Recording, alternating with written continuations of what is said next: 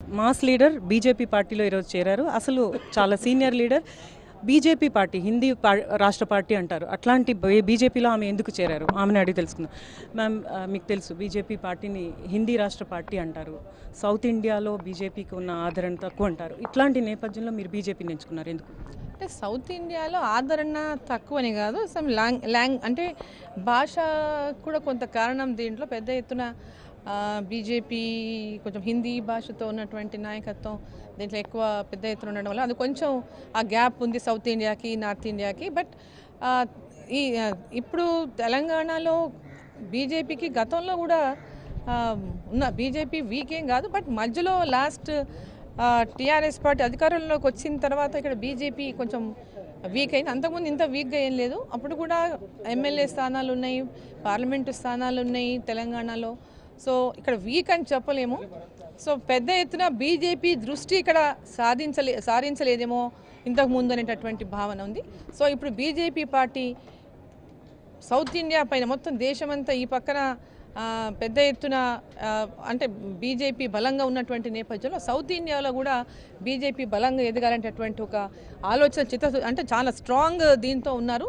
మునుముందు సౌత్ ఇండియాలో కూడా ఆల్ పార్టీస్కి అంటే తెలంగాణలో కానీ ఆంధ్రలో తెలంగాణలో కానీ ఒక ఆల్టర్నేట్ పార్టీ అంటే బీజేపీనే అనే కనపడాలనేటటువంటి ఒక అంటే దృష్టి పెట్టారు. సో ఆ విధంగా ఖచ్చితంగా బీజేపీనే ఆల్టర్నేట్ పార్టీ అవుతుంది తెలంగాణ. మ్యామ్, మీ జర్నీ కనుక చూసినట్లయితే టీడీపీ, ఎస్పీ, కాంగ్రెస్, ఇప్పుడు బీజేపీ, ఇలా ఎందుకుంది మీ జర్నీ? అంటే పార్టీ అంటే సిద్ధాంతాలు మాట్లాడతారు కదా, సిద్ధాంతాలు కాకుండా మీ జర్నీలో చూసినట్లయితే ఇన్ని పార్టీస్ ఉన్నాయి, ఎందుకు?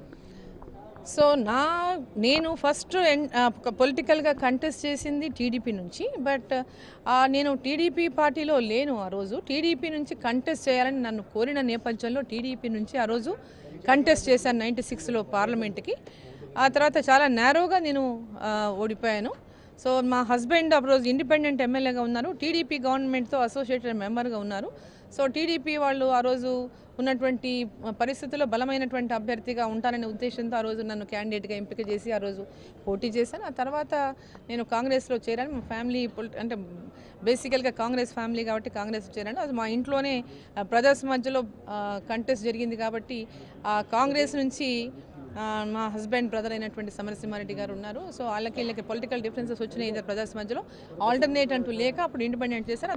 మీరు అన్నారు సమాజ్వాదీ పార్టీ ఎందుకు వచ్చింది అనే దానిపైన క్లారిటీ ఉండగా చాలామంది చెప్తుంటారు సమాజ్వాదీ పార్టీలు మారేది. ఇక్కడ పార్టీలు మారటం అనేది కాదు. సమాజ్వాదీ పార్టీని కాంగ్రెస్లో ఉండి అనేక పోరాటాలు చేసినటువంటి సందర్భంలో కూడా ఇక్కడ ఉన్నటువంటి ఇప్పుడు చెప్పాను కదా కొంతమంది తెలంగాణలో అప్పుడు తెలంగాణలో ఉన్నటువంటి నాయకులు ఇప్పుడు ఎవరైతే ఉన్నారో ఇప్పుడున్న నాయకులు అప్పుడు కూడా ఉన్నారు. ఆ నాయకుల యొక్క దుర్బుద్ధి కుటిల బుద్ధితోనే మా సీట్స్ అన్ని కూడా టీఆర్ఎస్ అలయన్స్లో టీఆర్ఎస్కి ఇచ్చేశారు. స్ట్రాంగ్గా ఫైట్ చేసి అనేక ఎజిటేషన్ చేసి కాంగ్రెస్ పార్టీని తెలంగాణలో మహబూబ్ నగర్లో స్ట్రాంగెస్ట్ తయారు చేసుకున్నాం. అందరం అన్ని పోరాటాలు చేసి ఉన్నప్పటికీ నాకు పోరాటాలు చేసిన నాకు టికెట్ ఇవ్వకుండా అక్కడ టీఆర్ఎస్కి ఇప్పించారు. టీఆర్ఎస్ అసలు లేనే లేదు అప్పుడు మా కాన్స్టిట్యున్సీలో. ఒక ఎంపీటీసీ ఒక వార్డ్ మెంబర్ కూడా లేనటువంటి కాన్స్టిట్యున్సీలో టీఆర్ఎస్ పార్టీకి ఇవ్వడం.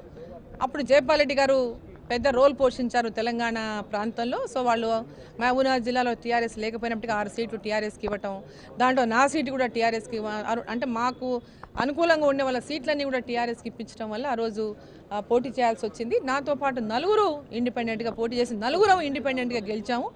సమాజ్వాదీ పార్టీ నుంచి ఎందుకు వేశాను అంటే అసెంబ్లీలో మాట్లాడడానికి నాకు ఒక అవకాశం రావాలనే ఉద్దేశంతో సమాజ్వాదీ పార్టీ మీద నామినేషన్ వేసి ఆ తర్వాత గెలిచిన తర్వాత కాంగ్రెస్తోనే ఉన్నాను నేను. ఓకే మ్యామ్, మీరు అన్నారు కాంగ్రెస్తోనే ఉన్నాను, కాంగ్రెస్ ఫ్యామిలీ మాది అన్నారు. సో కాంగ్రెస్కి బీజేపీకి సిద్ధాంతాల పరంగా చూస్తే చాలా తేడా ఉంది.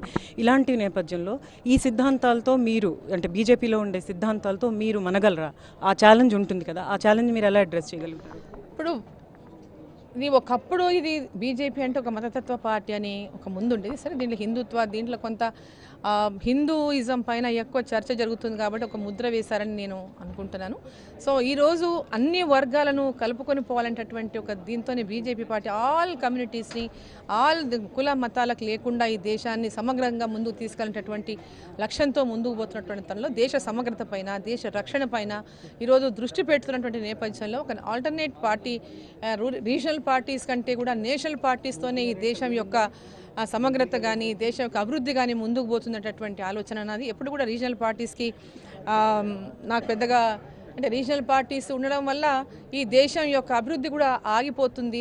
దేశం యొక్క అంటే ఒకటే పార్టీ ఫుల్ మెజారిటీతో అధికారంలోకి వస్తే వాళ్ళు ఈ దేశంలో అనేక అంటే వాళ్ళు అనుకున్నట్లు ఒక దీంతో పాలించగలిగినటువంటి శక్తి ఉంటుంది. నలుగురు మిక్స్ అయిపోతే ఒక్కొక్క ఇది వాళ్ళ డిమాండ్స్ బట్టి పనిచేయాల్సి వస్తుంది. సో అటువంటి లేకుండా ఉండాలంటే నేషనల్ పార్టీస్ ఉండాలి దేశంలో. అట్లా నేషనల్ పార్టీని చూజ్ చేస్తాం. మీరు లోకల్ లీడర్షిప్తో మీకు ప్రాబ్లం ఉందన్నారు, కానీ సోనియా గాంధీతో రాహుల్ గాంధీతో మీకు ప్రాబ్లం లేదు అని అంటున్నారు. ఆ లోకల్ లీడర్షిప్ అనే చిన్న ఇష్యూ కోసం టాప్ లీడర్షిప్ని వదులుకున్నారనే భావన మీకు లేదు? అంటే ఇప్పటికీ మేము చాలాసార్లు దృష్టికి తీసుకెళ్ళాం. వాళ్ళ దృష్టికి కూడా అనేక విషయాలు దృష్టికి తీసుకెళ్ళినా అక్కడ ఎలాంటి ఇది కనిపించడం లేదు. అంటే మరి రాష్ట్ర నాయకత్వానికి అటువంటి మరి వాళ్ళ ఇండికేషన్ ఏది కూడా అందరినీ కలుపుకొని పోవాలని కానీ, అందరితో కలిసి పార్టీని స్ట్రెంగ్తెన్ చేయాలని కానీ, అందరినీ యునైటెడ్గా ఉంటేనే పార్టీ స్ట్రెంగ్తెన్ అవుతుంది అనేటటువంటి ఇండికేషన్స్ మరి వారి నుంచి ఉన్నాయో లేదో తెలియదు. లేకుండా వీళ్ళు చెప్పిందే నమ్మి వీళ్ళే బలమైన నాయకులను వాళ్ళని భావిస్తున్నారో తెలియదు. సో ఈరోజు దానివల్లనే తెలంగాణలో పూర్తిగా కాంగ్రెస్ పార్టీ పరిస్థితి ఈ తీరుగా తయారైంది. సో ఇది డీకే అరుణ చెప్తూ ఉన్నారు, తాను లోకల్ లీడర్షిప్తో ఇబ్బంది పడటం వలన వచ్చాను, జాతీయ స్థాయి నాయకులతో ప్రాబ్లం లేదు, అయితే జాతీయ స్థాయి నాయకులకి లోకల్ లీడర్షిప్కి కమ్యూనికేషన్ గ్యాప్ ఉంది కాంగ్రెస్లో అని చెప్తున్నారు. సో డీకే అరుణ బీజేపీకి బెనిఫిట్ అవుతే బీజేపీ డీకే అరుణకి బెనిఫిట్ అవుతుందా లేదా అనేది వేచి చూడాల్సి ఉంటుంది. వీడియో జర్నలిస్ట్ బజరంగితో అరుణ, వనితా టీవీ.